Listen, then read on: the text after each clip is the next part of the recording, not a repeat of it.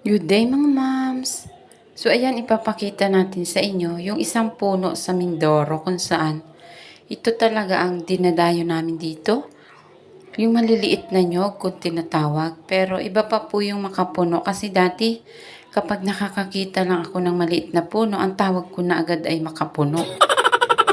Ang isang punong nyog, yung kumbagay mababa. Akala ko laging makapuno ang tawag pero hindi pala. So, isa lang sa uri ito ng nyog kung saan napakadali niyang kuhanin.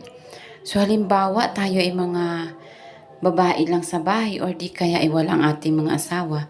Pwedeng-pwede natin itong kuhanin na tayo lang mismo kasi kung tayo ang aakyat ay napakahirap po ng nyog kuhanin. So, ang laki lang po nito siguro mas mataas pa ang tao.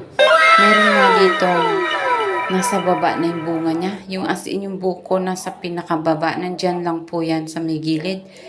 Kasi ayan yung medyo matured na yung mga nandyan. Ayan yung brown. Kung makikita ninyo may brown na siya. Ibig sabihin matured na yon. So matured ibig sabihin lolo na. Panggata na siya ganyan. Yung pinaka-fresh ay yung medyo green. So ito yung ate ko kumukuha na nga kami dahil hindi ako marunong mag-ano niyan eh. Dati kasi sumasama lang sa tatay ko pero taga-salo lang talaga ako ng or taga-kain, ganyan. At isa dito sa nakita ko kailangan dito ay kung tayo lang mga babae lang kukuha, mga moms lang. Dahil nga hindi naman laging ng asawa natin ay nandito. So kaya nating kuhanin na tayo lang gamit ang malaking kutsilyo. Or sa amin kasi ang gamit ay gulok ang tawag sa Mindoro. So dito ang anak ko nga ay nangunguha din ng mulberry. Napakaraming pong mulberry dito sa bandang kabila. So yan ay isang kumpol lang ang kukunin natin. Pero nakita namin dito sa may ibaba ay medyo mga matured na. So ayan yung nakuha ng anak kong bunso. Ang daming mulberry. Dito po yan sa may bansod kina Lola Mami. So, ayan yung isang kumpol nating buko. At kailangan, namimiss ko na talagang uminom ng sabaw po niyan.